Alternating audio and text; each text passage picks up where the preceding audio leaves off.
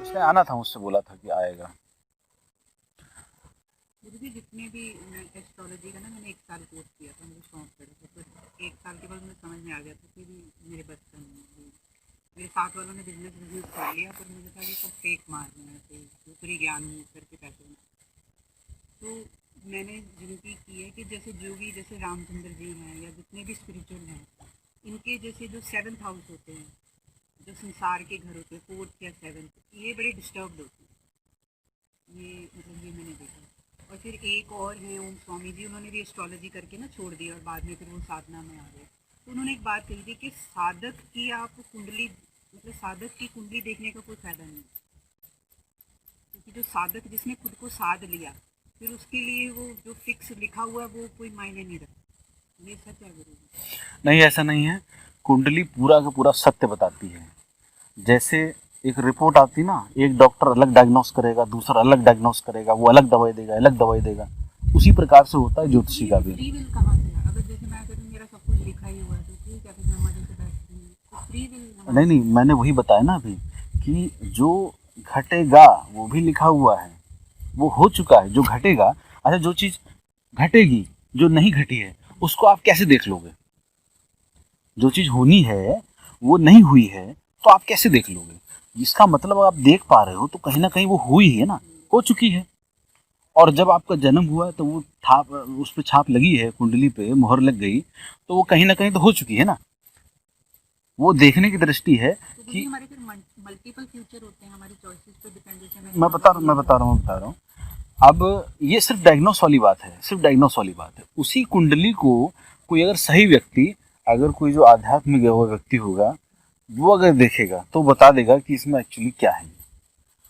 और उसी कुंडली को, जैसे शनि है, अब शनि वैरागी भी देगा, है ना, शनि कर्म भी बता देगा। अब कर्म किस प्रकार का बताएगा भाई? अगर कोई गुरु प्रीचिंग कर रहा है, कोई प्रवचन दे रहा है, कुछ साधना करा रहा है, तो वो उसके कर्म की कैटेगरी में आएगा ना। तो वो शनि डिनोट करेगा ना उसको, कि हाँ ये ऐसे ऐसे करेगा। तो वो कौन देख पाएगा उसको? क्योंकि शनि यहाँ बैठा है, चारों तरफ ऐसे देख रहा है। अब कौन सी एंगल से देख रहा है? और जो अच्छे अच्छे सॉफ्टवेयर हैं, तो वो तो एक एक एंगल पे वो दिखाते हैं, एक एक एंगल पे, मतलब 1 डिग्री पे, 5 डिग्री पे, 6 डिग्री पे। तो वो 1 डिग्री पे भी क्या रिजल्ट देगा, ये इतना गहराई तक कौन जाके देखेगा? होता क्या है कि जब वो पहुंच जाते हैं ना, तो उसको नकार देते हैं ज्योतिषी को। नहीं नहीं, ये छोटी चीज़ है। हालांकि उसका एक स्वरूप ही है, ज्योति का एक स्वरूप है ना, ज्योतिर्विज्ञान एक स्वरूप है। तो वो झूठ तो नहीं बताएगा, बताता सत्य है। लेकिन वो देखने वाला व्यक्ति जो उसको डायग्नोस कर रहा है, उसके एंगल से कर रहा है। अगर आप मेरे पास आए, आपने कहा मेरी परेशानी चल रही है, ठीक है, तो मैं आपको परेशानी से संबंधित एनालाइज करके बता दूंगा। अब आप कहोगे कि मुझे साधना में उतरना है, तो मैं फिर उसको साधना की दृष्टि से बताऊंगा। तो वो डॉक्टर के ऊपर निर्भर करता है कैसे बताता है।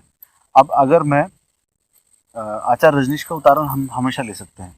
अगर हम कहें कि वो लोगों को सत्य का मार्ग दिखा रहे हैं, ठीक है, तो जब सत्य का मार्ग दिखा रहे हैं, तो उनकी कुंडली जब आप एनालाइज करेंगी, तो उनकी कुंडली में आपको सारी चीज़ समझ में आ जाएगी।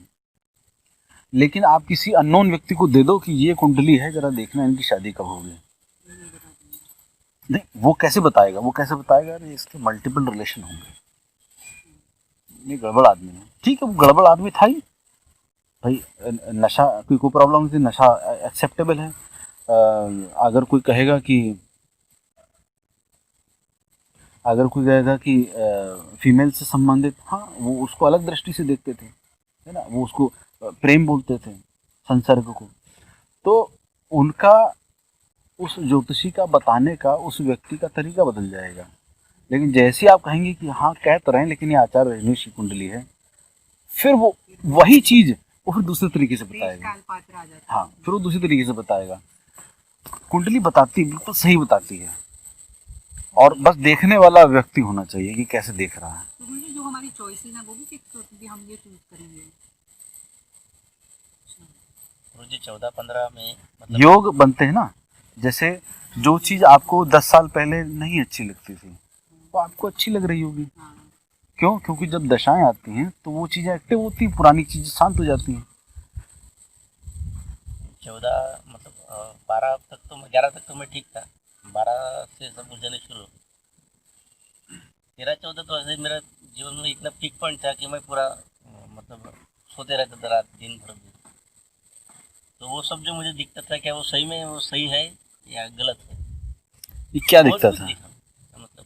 और दिखता कैसे था? मतलब सामने जैसे हम लोग बैठे हैं वैसे दिखता था? तो नहीं, इसको मैं दिखना मानता हूँ, इसको मैं दिखना मानता हूँ कि हाँ ये एक्चुअली में दिखना है।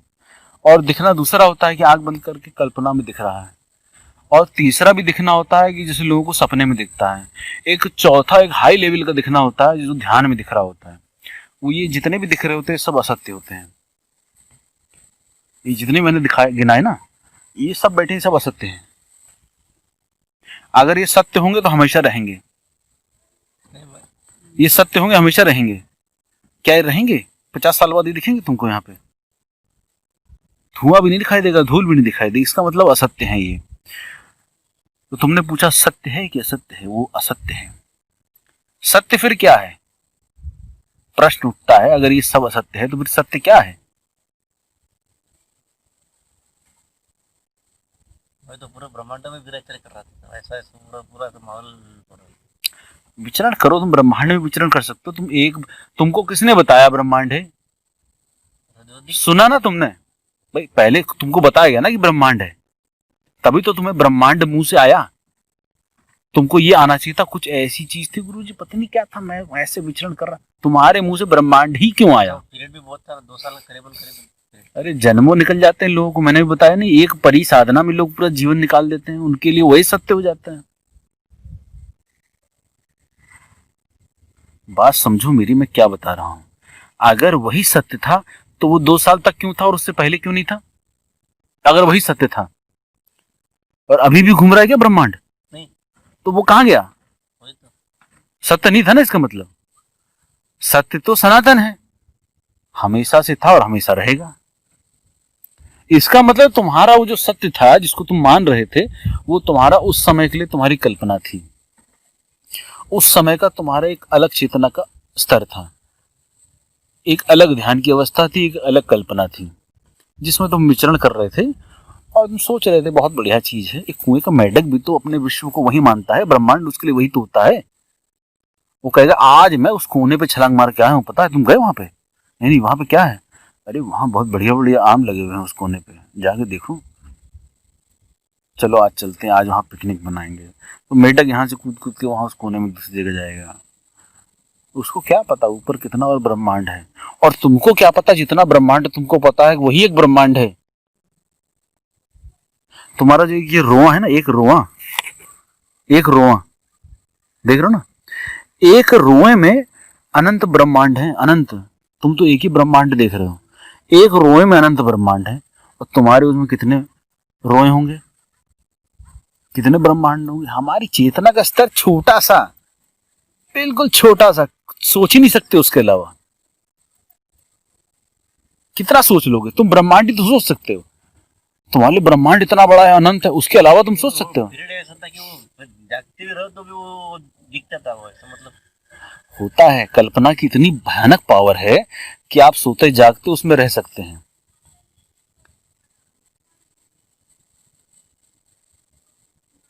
पता नहीं क्या था, अभी तो नहीं दिखता वैसा। मैं वही कह रहा हूं ना, अगर वो सत्य होता तो रहता ना।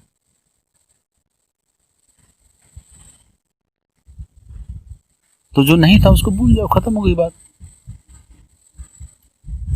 गुरुजी एक मुझे क्वेश्चन पूछना, जैसे जो चलता है, एक बार क्या हुआ था कि मेरे अंदर सब रुक गया, जैसे सब रुक गया, मतलब हार्ट भी सब सब पता नहीं कैसे क्या रुका, तो मुझे नहीं पता था कि रुका है।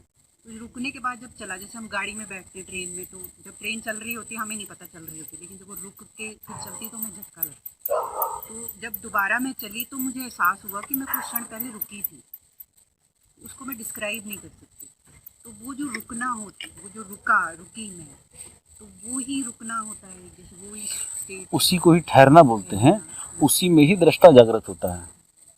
वो अगर लंबी चले तो इसका मतलब समझ लीजिए आपका दृष्टा जागृत हो गया। लेकिन होता क्या है कि किसी को ऐसे क्षणिक रूप में ये आभास आ जाते हैं, है ना। तो ये ये बताता ही यही है कि आप सही जगह आई हैं। ये बता रहा है कि आप सही जगह आई हैं, क्योंकि उस चीज़ को मैं समझ पा रहा हूँ कि वो क्या है ना। यही चीज़ आप किसी वैसे वाले के पास चले जाओ, नहीं, मैं समझा वैष्णव नहीं के पास पाती। चले जाओ, अघोरी के पास चले जाओ, वो आपको जो है उसमें उलझा देगा तांत्रिक शक्तियों में। ठीक है, इसका मतलब तुम्हारा जो है वो वाली शक्ति जागृत हो गई है, अब तुम ये वाली साधना शुरू कर दो। जैसे गुरुजी जो कंप्यूटर हमारा बैकग्राउंड होता है ना, उसमें हमें कोड सिखाया जाता है कि जो सब कुछ है वो 0 1 पे है। जैसे मान लो ये कुर्सी भी पड़ी है, तो जैसे हम पंछी देखते हैं तो झुंड में चलते हैं, तो अगर वो एक पंछी के आकार में चले तो हमें लगेगा एक बड़ा पंछी चल रहा है। तो उसी तरह ये साइंस कहती है कि जैसे ये सॉलिड कुर्सी, ये सॉलिड नहीं है, ये बहुत ये भी मूवमेंट कर रही है, लेकिन जितनी जुड़ी हुई मूव कर रही है कि हमें दिखाई देती है ऐसे, तो ये ऐसे दिखाई देती है। तो फिर जब मैंने ये चीज़ सोची ना कि भी, फिर मुझे उससे लगा कि जो जैसे जब ये सब चल रहा है तो मैं भी चल रही थी, तो वो जो रुकना मुझे फील हुआ ना, उसमें मतलब बड़ा अच्छा लगा, लेकिन वो बहुत बहुत मतलब कह लो कि बहुत कम समय के लिए, और वो उसके बाद में दोबारा उसमें नहीं जा, वो अपने आप हुआ और बस। अभी जैसे ये साधना के शिविर होते हैं ना, ये घटने की संभावनाएं बढ़ सकती हैं जब मैं वो कराऊंगा। क्योंकि होता क्या है कि जैसे मेरे पास कुछ अच्छे साधक होते हैं, तो मैं उनको गुप्त रूप से ले जाता हूँ चुपके से, बिना कहीं बताए, बिना कहीं शिविर का बताए। उसमें मैं उनके साथ फिर वो गुप्त साधना उनको कराता हूँ, और फिर वो 24 आवर्स चलती हैं। उसमें फिर वो घटने की संभावना बढ़ जाती है।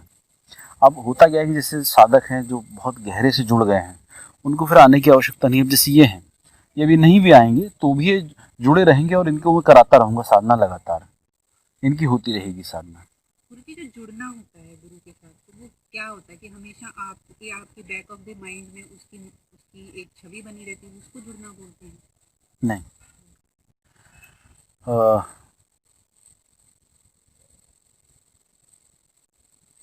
वैसे तो गुरु से जुड़ने का अर्थ होता है कि आप अपने समूल अस्तित्व को गुरु में लीन कर दो। जुड़ना तो एक्चुअली में वो होता है, लेकिन इतना कोई कर नहीं पाता है, इतना समर्पण नहीं है, बहुत रेयर होता है। तो वो जब समर्पण हो जाता है कि आप होते नहीं हो, गुरु होता है एक्चुअली में, है ना। अब जैसे मैंने किसी को बोला, मैंने कहा हाँ एक रोहित है, उसको मैंने बोला, मैंने कहा यार वो तुम्हारा बिजनेस के लिए जो है तुम साधना करा देंगे, तुम ऐसे कह रहे नहीं गुरुजी, मैं तो कुछ नहीं जानता, मैं तो ये सब नहीं जानता, मैं कुछ नहीं करूँगा, मैं तो बस आपका नाम लेके कर देता हूँ, मुझे तो और कुछ नहीं पता। ये चीज़ कहाँ से आ रही है? भले ही वो अपने फ़ायदे के लिए कर रहा हो, कुछ भी कर रहा हो, लेकिन हर चीज़ में उसको अंदर से ही आ रहा है कि नहीं, गुरु ही है बस। और ये उनके साथ अधिकतर होता है जो 10 गुरुओं से भटक के आ रहे होते हैं, है ना, जिनके अंदर होता है कि हाँ मुझे यहाँ कुछ प्राप्त हो सकता है, तो वो पूरी तरीके से समर्पित हो जाते हैं। और जब समर्पण होना शुरू होता है, तब वो एनर्जी फ्लो बहना शुरू हो जाता है गुरु की तरफ से, वो और ज़्यादा रमता है उसमें, और रम रम के वो गुरु का ही हिस्सा बन जाता है। जैसे उसका हम हिस्सा हैं, तो वो साधक गुरु का हिस्सा बन जाता है एक तरीके से। तो कहीं भी होगा, कहीं ना कहीं उसको जो है अंदर हृदय में, चेतना में उसको ये आभास रहेगा। अब जैसे एक लड़का है मुकेश, उसको मैं 4 बजे सवेरे आवाज़ लगाता हूँ, और जिस तरीके से मैं उसको बुलाता हूँ उसी तरीके से डेली उसको यही आभास होता है। आभास क्या होता है, उसको लगता है कि एक बार कन्फ्यूजन होगा ना, 2 बार कन्फ्यूजन, जब वो उठा देखा अरे गुरुजी बुला रहे, गुरुजी आ गए, देखा उसने नहीं, अच्छा ठीक है सो जाता हूँ, सो गया। फिर 2 मिनट बाद गुरु की आवाज़ आ रही है, फिर उठा, अरे यार लग रहा है गुरुजी आ गए हैं। तो क्या है कि गुरु की एक महक होती है, तो वो महक उसको आभास होती है कि मेरे गुरु की महक ऐसी है ना। ऊर्जा का स्तर होता है, गुरु की ऊर्जा को महसूस कोई साधक कर लेता है।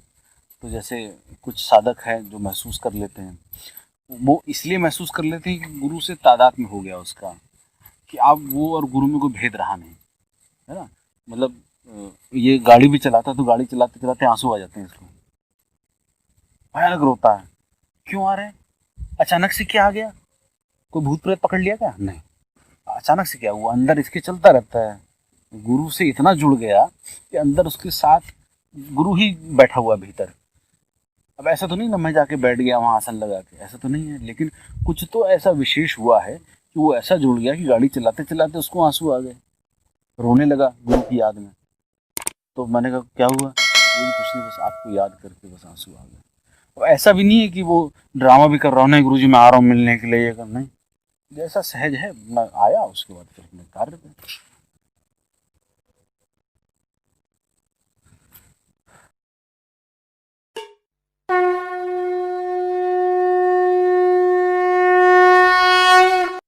यदि आपको यह वीडियो अच्छा व ज्ञानवर्धक लगा हो तो सभी मित्रों के साथ शेयर करें और वीडियो को लाइक और सब्सक्राइब करना ना भूलें, क्योंकि ज्ञान बांटने से बढ़ता है।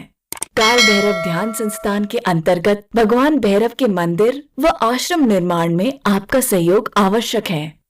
डिस्क्रिप्शन में दिए गए पेटीएम या गूगल पे पर अपना सहयोग अवश्य करें। धन्यवाद।